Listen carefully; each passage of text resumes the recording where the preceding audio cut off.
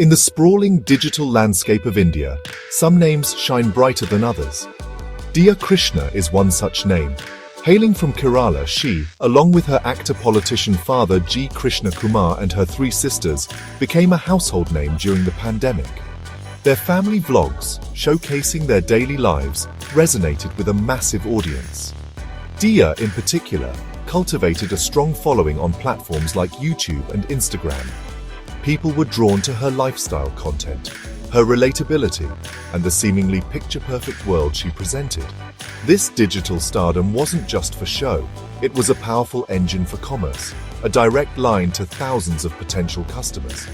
Capitalizing on this social media fame, Diya Krishna launched her own entrepreneurial venture, a jewellery boutique named O by Ozy. The store was an instant success, largely because it was an extension of her personal brand. Her followers were not just buying jewelry, they were buying a piece of the lifestyle she promoted. Every necklace and earring was showcased on her social media, modeled by her and her sisters, creating an aspirational appeal. The business thrived on the trust Diya had built with her online community. For many, O by Ozy wasn't just a shop. It was a brand they felt personally connected to, thanks to its founder's constant digital presence. The business model seemed flawless. An influencer with a dedicated following creates a product, and the followers become loyal customers. This direct-to-consumer approach, powered by social media, bypasses traditional marketing costs and builds a strong, community-driven brand. Diya's success with O by Ozy became a case study in how to leverage online popularity into a profitable business. She was seen as a savvy young entrepreneur who had successfully navigated the transition from content creator to business owner. Her journey inspired many aspiring influencers who dreamed of building their own empires from the ground up, using their digital platforms as the foundation. However, this story of success and glamour would soon take a very dark turn. While Diya, who is currently 8 months pregnant, had stepped back from the day-to-day management of her bustling store, a crisis was brewing behind the scenes. The very foundation of trust on which her business was built was about to be shaken to its core. This situation would raise difficult questions, not just for Diya and her family, but for the entire influencer industry. The glittering facade of social media success was about to be peeled back, revealing a much more complicated and troubling reality underneath it all. The first sign of trouble appeared in a seemingly innocuous transaction. A friend of Diya's visited the O by Ozy boutique to make a purchase and noticed something was off with the payment process. This small irregularity was the thread that would unravel a much larger alleged scheme. Alerted by her friend, Diya turned to the very platform that built her brand Instagram. On June 3, 2025, she posted a public appeal, asking her customers to come forward if they had experienced anything unusual while making payments at her store.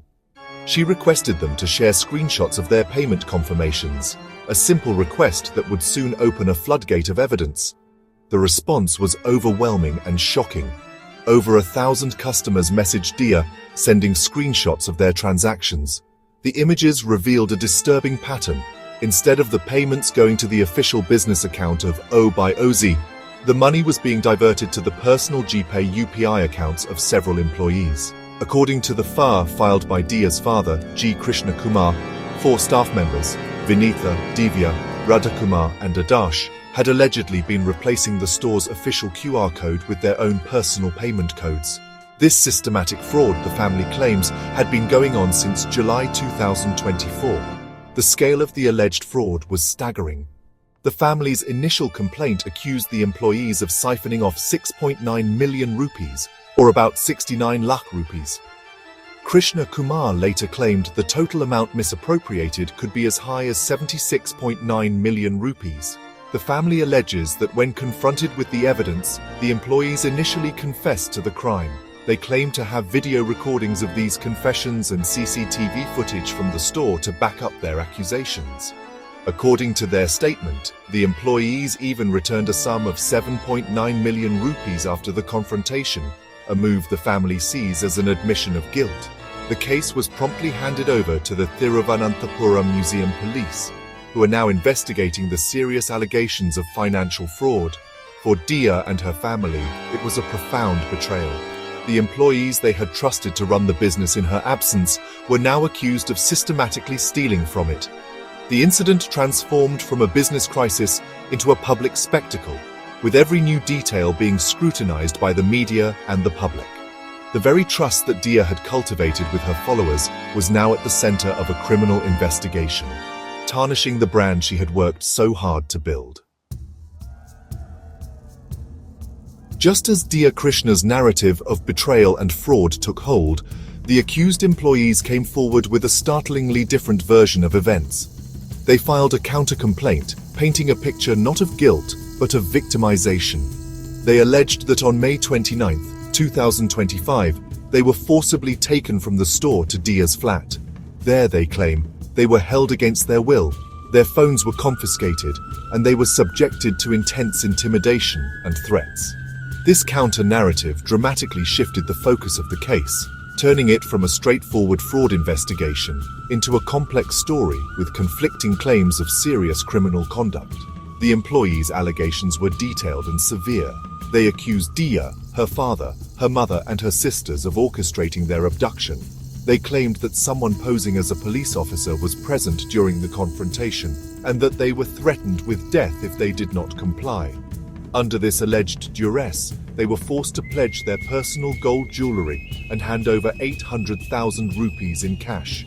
They argue that any money they returned was not a confession of guilt, but a result of extortion and fear for their lives. Their complaint accuses the Krishna family of abduction, wrongful confinement, and extortion. Beyond the immediate events of the confrontation, the employees also made serious allegations about the work environment at Obai Ozi.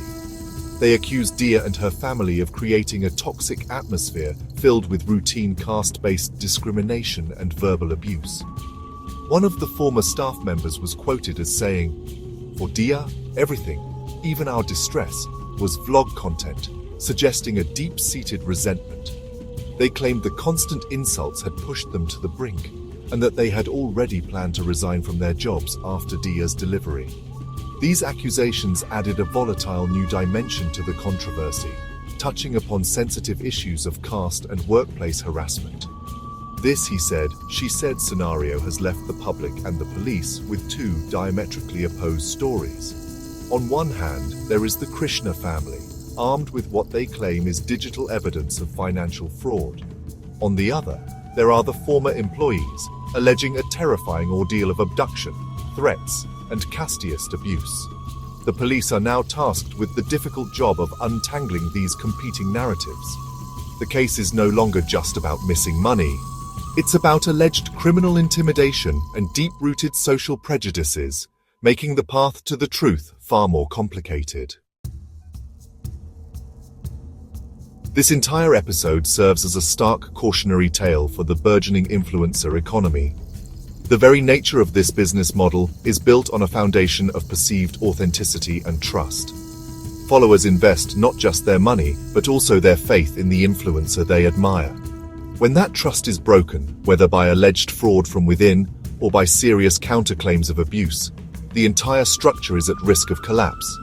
The Obai Ozi case highlights the immense vulnerability of businesses that are so intrinsically tied to a single personality.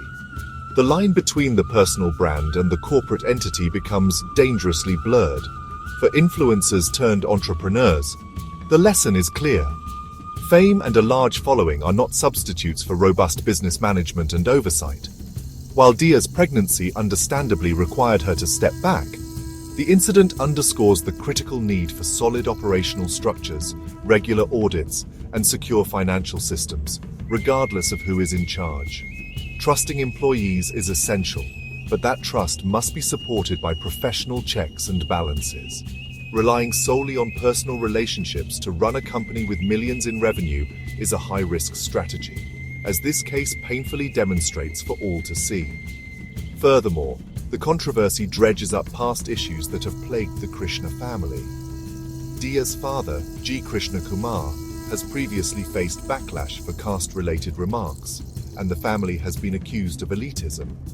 While these past events do not prove or disprove the current allegations, they create a context of public scrutiny. The employees' claims of casteist abuse tap into these pre-existing narratives, making them more resonant for a segment of the public. This shows how an influencer's public history and family's reputation can become entangled in their business dealings, complicating disputes and fueling public debate. Ultimately, as the police investigation proceeds, the Diya Krishna case will be closely watched. It is more than just a local crime story. It is a modern fable about the perils of digital fame.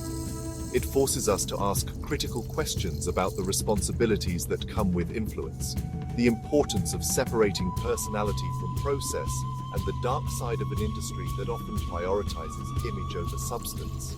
For followers, creators, and entrepreneurs alike, it is a powerful reminder that in the world of influencer business, transparency, accountability, and careful management are not just good practices, they are essential for survival.